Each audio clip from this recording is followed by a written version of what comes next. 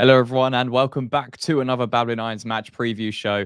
It's a big game. Spurs at home. We are massively under pressure to keep getting these points on the board, and Spurs also have ambitions of finishing in that top four spot this season. And, whenever we play Spurs, it's always a huge game. I know they try to make it out as if it's not, but they know it is. We know it is. Let's cut the rubbish and break down this upcoming fixture in the Premier League because tough game. We've obviously come off the back of that defeat at St James's Park. Spurs with a late minute winner, opposite themselves against Luton. So kind of a contrast in the emotions for both camps at the moment. But want to break it down tactically. And just to start with, give you an overview of where both are in the league and where the expected stats lie for each team, because it's actually quite interesting to look at. So yeah, if you enjoyed the video, make sure to leave a like and subscribe to the channel as always. And yeah, let's get into the breakdown by starting with a little bit of an analysis on the overall points and expected points so far this season. So this is the actual data.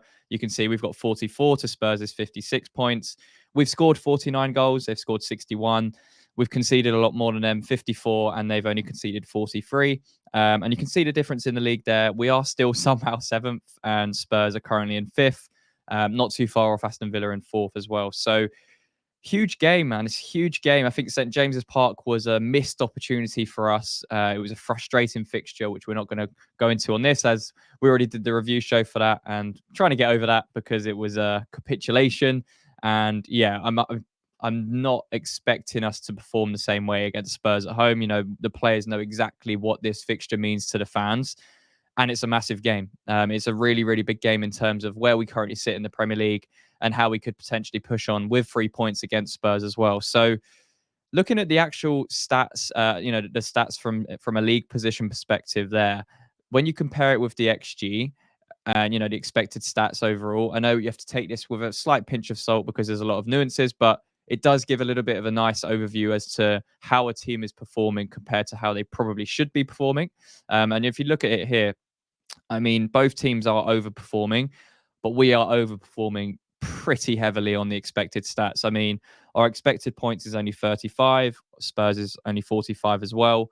Expected goals scored 43 to their 56. Expected goals conceded 57 to their 50. So in terms of the points we've amassed, we are way ahead of where we should be. But it is what it is. I mean, if we compare that again here, we're on 44 points.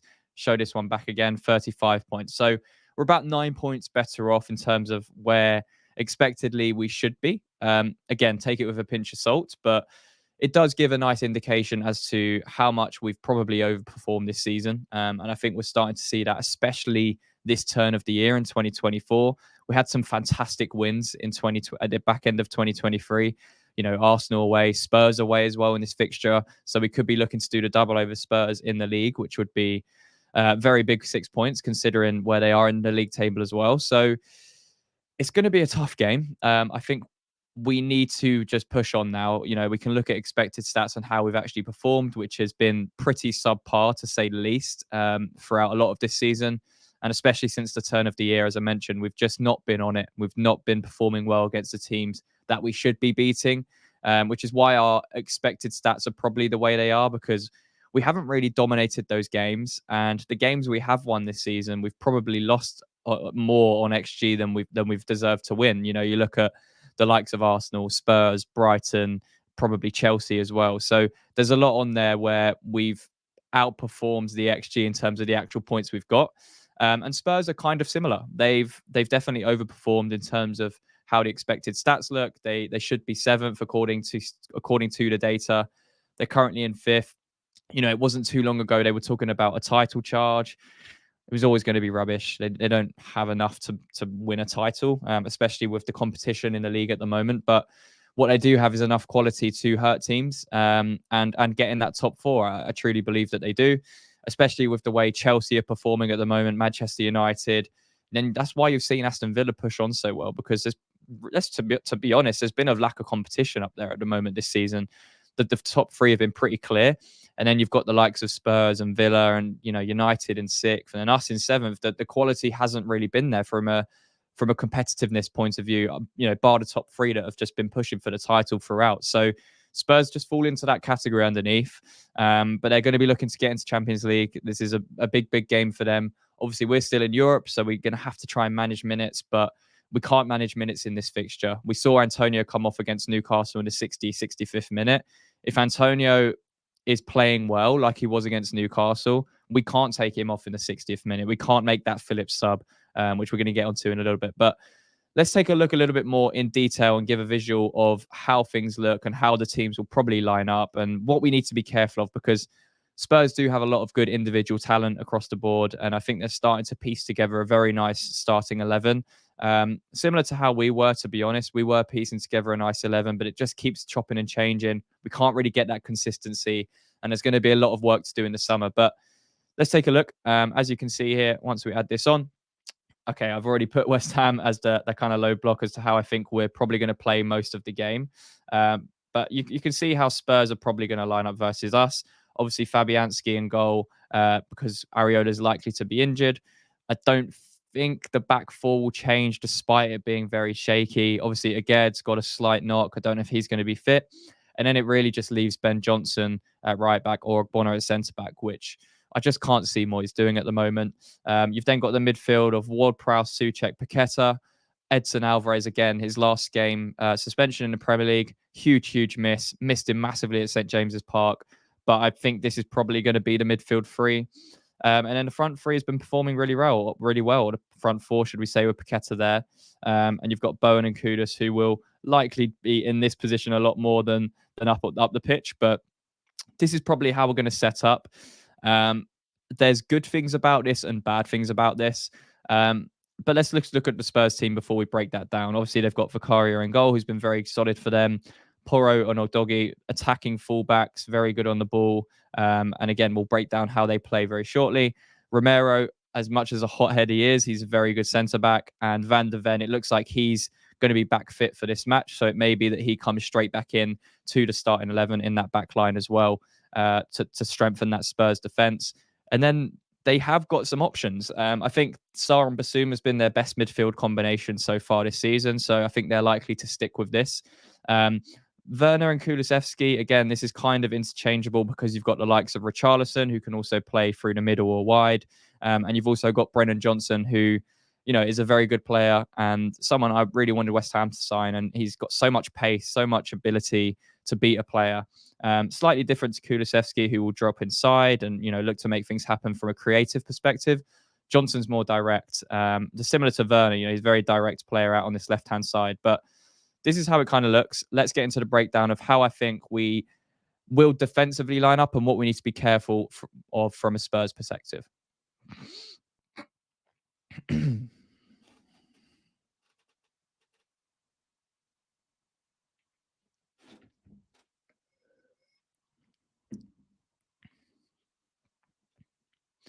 So this is probably going to be the lineup. Again, as I mentioned, it might be a little bit interchangeable, but we need to be very careful because it's likely we're going to be pinned in here.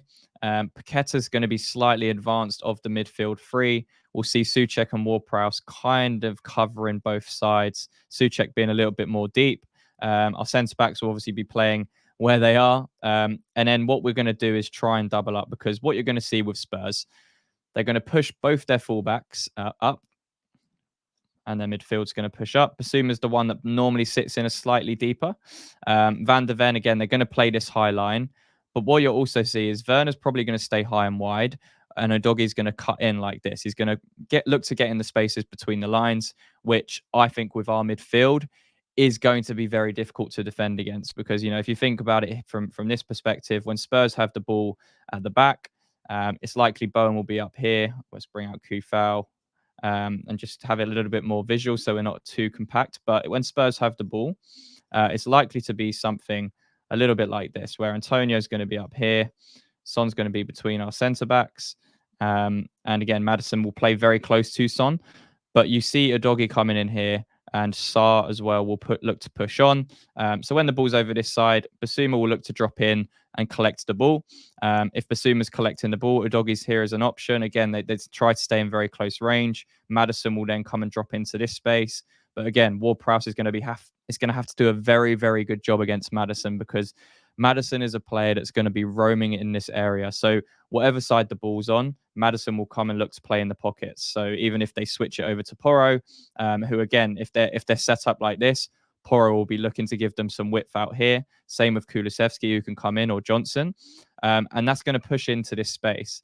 And what we have to be careful of is Paqueta and Ward-Prowse. So Maddison's going to be rotating. So those two are going to have to make sure they're marking him, because Souček's going to have to stay in this central zone. Because if Souček gets drawn out to Maddison, this is what's going to happen. The ball's going to get fired in. Maddison's just going to ping it around him from the options that he's got, or link up with Son, because he's a very good player at doing that.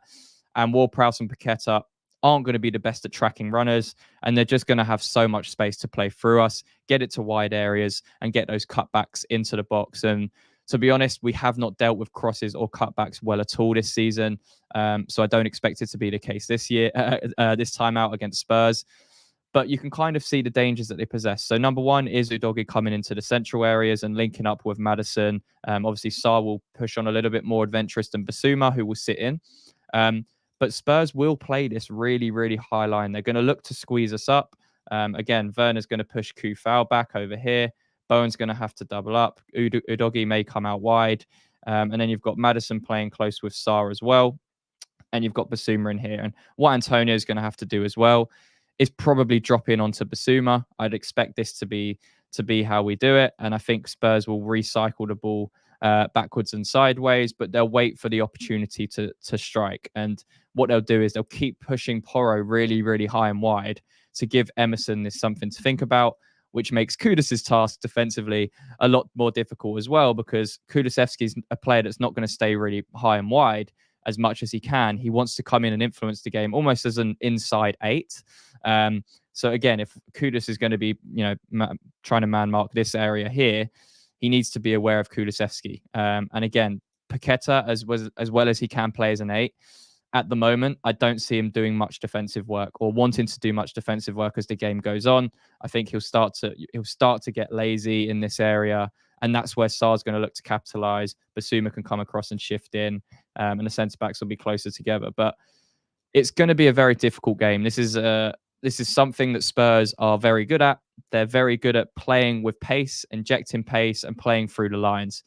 However, that does kind of suit how we're going to look to play on the counter-attack, because if they have the ball in this area and we manage to win it in, whether it's out wide with Kudus intercepting or Emerson winning those challenges, or we manage to nick it in this area of the pitch, this is where Paqueta playing centrally will make a massive difference, because Spurs are going to look to hold this high line. They have done all season, and we saw exactly how we scored against Newcastle, which was Paqueta getting the ball in this area, clipping the ball over to Antonio running through and scoring against Newcastle. It was very simple, but effective. Spurs are going to have to be aware of that. I think it's going to be a lot more difficult to do it, especially if Van de Ven's playing, because he's absolutely lightning quick. And Romero isn't slow either. So we're going to have to make sure it works. I think we're probably going to get caught offside a couple of times. But again, we've seen this out to in run from Bowen, and obviously Kudus bringing the ball forwards is going to be a massive outlet for us, because if we can pounce on them in this position where they're up the pitch like this and Sarr's a little bit out of position, we've intercepted the ball in midfield and the ball's come out to say Kudus. We need both Ward-Prowse and Bowen to be on their bikes over this side of the pitch to give us an outlet, because Kudus is going to want to drive with the ball. They're going to be dropping back into shape, as quickly as they can. But again, if we're fast enough, we can capitalize. And I think Kudus is here. We're likely to see a 4-on-4 because of the positions that Porro and Udogie pick up. And then you've got Paqueta as well, maybe coming in to be the 5 ahead of Ward-Prowse as well. So in this position, this is where we have to be very clinical. I don't think Emerson is going to be overlapping as much as maybe some would expect, because of the defensive job he's going to have to do against Porro. And he looked very leggy against Newcastle in the second half as well. So I don't expect him to do it much past the 35th minute of the match. But Kudus is someone that will continuously drive forwards with the ball. It doesn't matter what minute it's going to be. He has that turn of pace and that engine to do it. And what we need is Antonio giving this occupied space both to Romero and Van de Ven. We need Kudus to drive with the ball. Obviously, Sarr's going to come across. You then give Paqueta a little bit of space here to operate. And really, we've got that 5-on-4 with Bowen coming in as well. So again, this is probably going to happen very rarely throughout the match, maybe 2 to 3 times at best if we play it right. But Spurs will be vulnerable to the counter-attack. We saw it against Luton. This area of the pitch, they're quite slow to get back. So Maddison, Son, Werner, Kulusevski, Porro, and even Udogie as well. They're going to be quite slow at recovering. But I think because Udogie is probably likely to play inside a little bit more, they're going to try and cover this space that Ward-Prowse and Bowen are picking up. But again, Bowen in this area, if we can switch the ball out to him, say we win it from Kudus, we have massive opportunities here. Both through Antonio, Paqueta again getting the ball on the edge of the box, making something happen. You've got Kudus at the back post as well. What I don't want to see is Souček bombing forwards a lot as well. As influential as he can be in the area, this is not the game to do it, because we saw against Newcastle, these two in particular, especially as Paqueta wore on with, getting more fatigued, they were just getting run through time and time again. We just didn't have any assurance at the back, and we were just getting torn apart. And this Werner Kufau battle is going to be very interesting as well, because we saw Kufau at the weekend against Newcastle, and Anthony Gordon really did have his number. I think that was probably Kufau's worst game for West Ham in a very, very long time. And you can't really expect the likes of Bowen and Kudus to 100% be defending the entire time. I feel like we need to give them a little bit of license, both Bowen and Kudus, to just stay a little bit higher and wider in this match. But as the game goes on, we're going to get pushed back. Obviously, Udogie is going to come into this region of the pitch. But this overlap over here is what we need to also be careful of, because they're likely to overlap more on the right and come inside on the left-hand side where Udogie operates. So it's going to be a tough game. It's going to be a really tough game. Obviously, Maddison in between the lines, as we mentioned, is something we need to be really careful of, because I don't think Ward-Prowse and Paqueta play in front of Souček will be able to kind of visualize that well enough and be able to track Maddison as a runner. And Maddison, as the game goes on, he's going to be very intelligent at finding those pockets, pinging it out wide to Werner, Kulusevski, Johnson, Richarlison, whoever's on. And then you've got Son's clinical finishing through the middle, who's going to be making those runs in behind, trying to turn both Zuma and Mavropanos. And that's where the space will then create for the likes of Maddison to pick up the ball. So it's going to be a tough game. I think this, again, kind of illustrates what we need to do and what we need to be aware of. It's no secret at this point how we're going to play. It's going to be a counter-attack. It's going to be trying to be solid defensively, which has not been the case at all this year. And Spurs will look to penetrate as much as they can by playing the high line and continuously pressing us back and back and back, and trying to play through the lines with Maddison and get the ball wide, get the ball in behind our fullbacks, which, again, against Newcastle, we really, really struggled with, especially with Kufau on that right-hand side. So if I'm Postecoglou, I would probably start Werner on that left-hand side, or Johnson. I would probably, to be honest, with the way we deal with pace, start Johnson on the right and Werner on the left, just to give us both pacey options to deal with, because we're just not good at it. I think we're better equipped at dealing with someone like Kulusevski, even though he is a very good player when he comes inside. We just struggle. We just really struggle with pace. So, that front three of Werner, Son, and Johnson, if it was to be the case, is something we'd have to be very, very careful of. However, defensively, I think there is definitely room to get at Spurs. I think we've seen throughout this season that they are a little bit susceptible to counterattacks, and they're not the best at recovering when they're very high up the pitch. So, as we can see here, sorry, I just pull this back up. If we've got the ball and we're trying to counter, these players in this section of the pitch are slow at getting back. So, yeah, it's going to be an interesting match. Obviously, under the lights, at home, massive game, London derby. We have to be on it. We have to be switched on. And there's no room for error in this type of game. We're going to have to be very careful. And I think with Fabianski coming in goal for Areola, it gives Spurs, again, that little bit more of an advantage in terms of how they can score against us. But I think it'll be closer than people think. I completely understand why West Ham fans are probably going into this with pretty much no confidence, given the current form we're in and how we kind of capitulated against Newcastle. But I do think that we have enough in that attack. I think we've got a really, really good chance at getting at Spurs at the right moments, but we're going to have to be clinical. I think, obviously, Vicario for Spurs has been very good in net, but defensively there is room to get at Spurs. And with Sarr and Basuma in midfield, we can get around that, especially as Sarr will like to push on ahead of Basuma as much as he can. it's then those transitions with Antonio muscling off Romero and Van de Ven. Again, that's going to be a very interesting physical battle, but we just have to have Antonio on form. And I think we saw it against Newcastle in the first half. He was very, very good. We saw it against Freiburg the other day. Antonio was excellent, and all our success really came through Antonio.